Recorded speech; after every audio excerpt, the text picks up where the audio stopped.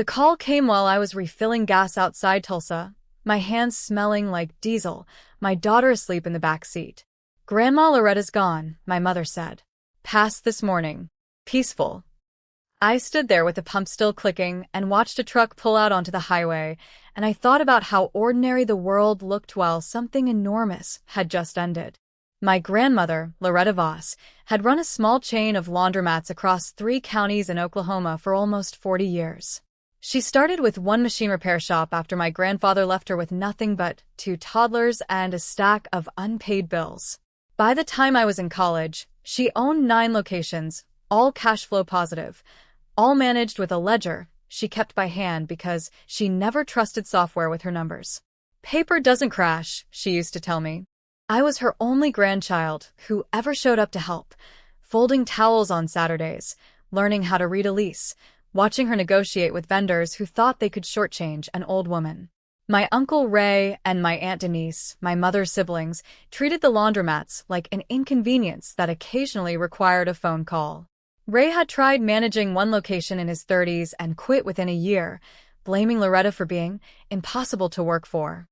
After that, his comments about her at Thanksgiving got sharper every year.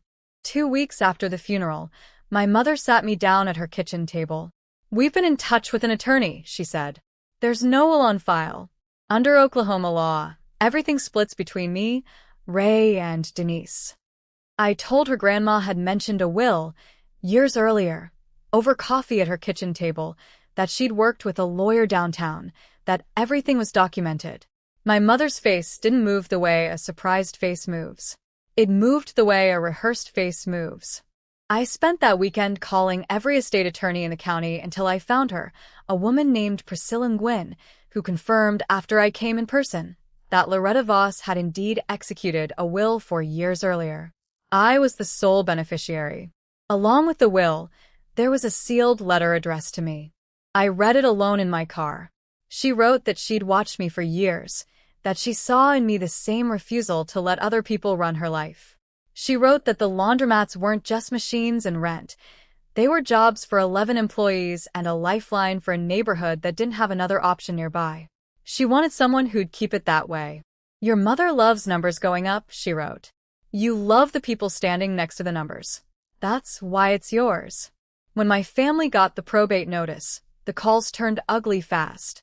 Ray hired a lawyer and filed a contest. Undue influence, incompetence, the whole script.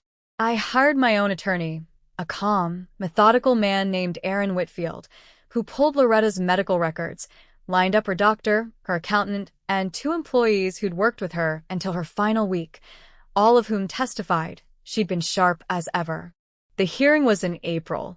The judge, a soft-spoken woman named Marian Castellanos, listened to Ray's attorney argue that a woman who excluded her own children from her estate couldn't have been in her right mind. Judge Castellanos looked over her glasses.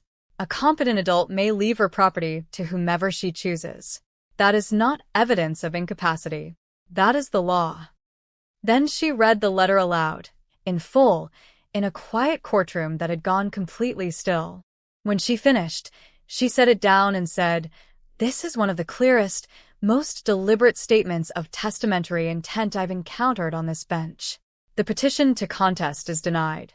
The will stands." My mother didn't speak to me for a month. Ray still doesn't. But I kept every laundromat open, kept every employee, wrote to each of them myself.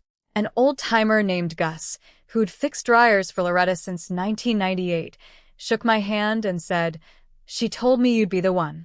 I believed him, because I'd believed her my whole life. My mother called on my birthday, quieter than she'd been in months.